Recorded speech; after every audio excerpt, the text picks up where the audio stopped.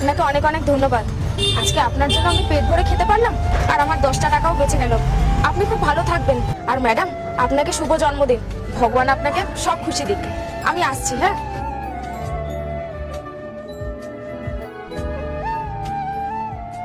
আচ্ছা ম্যাডাম, আপনি ওই মেয়েটাকে মিথ্যে কথা কেন বললেন? আজকে তো আপনার জন্মদিনও না, আর আপনি তো এই দোকানে যারা আসছে তাদের কাউকেই খাওয়াচ্ছেন না।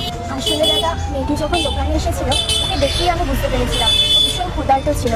ওই হাফ প্লেট খাবারে ও কখনোই পেট ভরতো না, কিন্তু আমি যদি ওকে সাহায্য করতে চাইতাম ও কখনোই আমার সাহায্য নিত না। তাই আমি মিথ্যা কথা বলতে বাধ্য হয়েছি। দেখুন দাদা, আমরা হয়তো প্রত্যেকদিন অনেক টাকাই বিনা কারণে খরচ করে ফেলি, কিন্তু সেই টাকা দিয়ে যদি একটা মানুষের একবেলা পেট ভরতে পারে, এর থেকে ভালো আর কী বা হতে পারে। তাই আমি মিথ্যা কথাটা বলতে বাধ্য হয়েছি।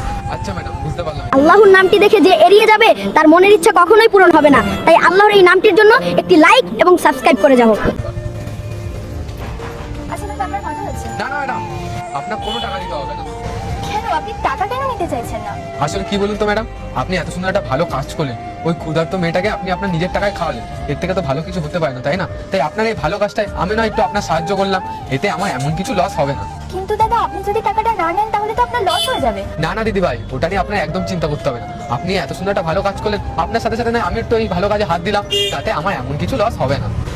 ঠিক আছে দাদা, তাহলে আমি আসছি। আচ্ছা ম্যাডাম।